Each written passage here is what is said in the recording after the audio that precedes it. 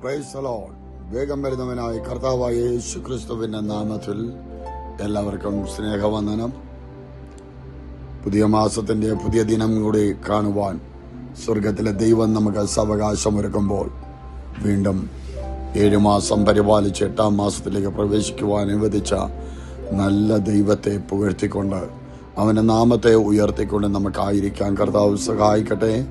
യെശയ്യാ പ്രവചനം 42-ാം അധ്യായം അതിന്റെ 8ാം വാക്യം. ഞാൻ യഹോവ, അതുതന്നെ എന്റെ നാമം. ഞാൻ എന്റെ മഹത്വം മറ്റൊരുത്തനും എന്റെ സ്തുതി വിഗ്രഹങ്ങൾക്കും വിട്ടുകൊടുക്കുകയില്ല. നാം സേവിക്കുന്ന, നമ്മെ സ്നേഹിക്കുന്ന, നമ്മെ കരുതുന്ന, നമ്മെ പരിപാലിക്കുന്ന നമ്മുടെ ദൈവത്തെക്കുറിച്ച് നമുക്കൊരു നല്ല അറിവുണ്ടായിരിക്കട്ടെ. യഹോവ ഇങ്ങനെ അരുളി ചെയ്യാൻ, ഞാൻ യഹോവ, അത് തന്നെ എന്റെ നാമം.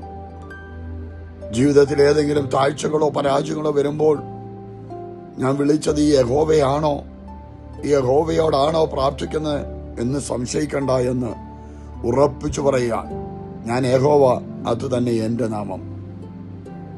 ഞാൻ എന്റെ മഹത്വം മറ്റൊരുത്തനും എന്റെ സ്തുതി വിഗ്രഹങ്ങൾക്കും വിട്ടുകൊടുക്കത്തില്ല.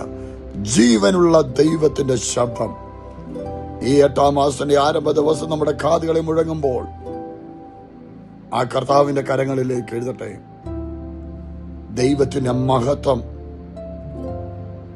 പകുതിയുടെ പകുതി അവിടെ നല്ല, അതുകൂടെ ചേർന്നതുകൊണ്ടാ എനിക്ക് ഈ വിടുതൽ ലഭിച്ചെന്ന് പറയണ്ട. ഞാൻ സേവിക്കുന്ന, നമ്മെ സ്നേഹിക്കുന്ന നമ്മുടെ യഹോവ, അത് തന്നെ എന്റെ നാമമെന്ന് അവൻ പ്രഖ്യാപിക്കുമ്പോൾ പറയാൻ, എന്റെ മഹത്വം, എന്നെ സ്നേഹിക്കുന്നവർക്ക് വേണ്ടി ഞാൻ ചെയ്യുന്ന മഹത്വം മറ്റൊരുത്തിനും ഞാൻ വിട്ടുകൊടുക്കുകയില്ല. എന്റെ സ്തുതി ഒരു വിഗ്രഹങ്ങൾക്കും വിട്ടുകൊടുക്കത്തില്ല. ശ്രേഷ്ഠനായ ആ വലിയ വിശ്വാസം നമ്മളിൽ ആഴങ്ങളിലേക്ക് പതിയട്ടെ. ഞാൻ നിമിത്തം എന്റെ ദൈവത്തിന്റെ മഹത്വം വേറൊരു ദിനം വിട്ടുകൊടുക്കുകയില്ല. ഞാൻ നിമിത്തം എന്റെ ദൈവത്തിന് ലഭിക്കേണ്ട പ്രശംസയും സ്തുതിയും ഒരു വിഗ്രഹങ്ങൾക്കും വിട്ടുകൊടുക്കത്തില്ലെന്നുള്ള പ്രഖ്യാപനത്തോടുകൂടി ആയിരിക്കട്ടെ. സർവശക്തൻ നമ്മെ ഏവരെയും അനുഗ്രഹിക്കുമാറാകട്ടെ. ആമേൻ, ആമേൻ, ആമേൻ.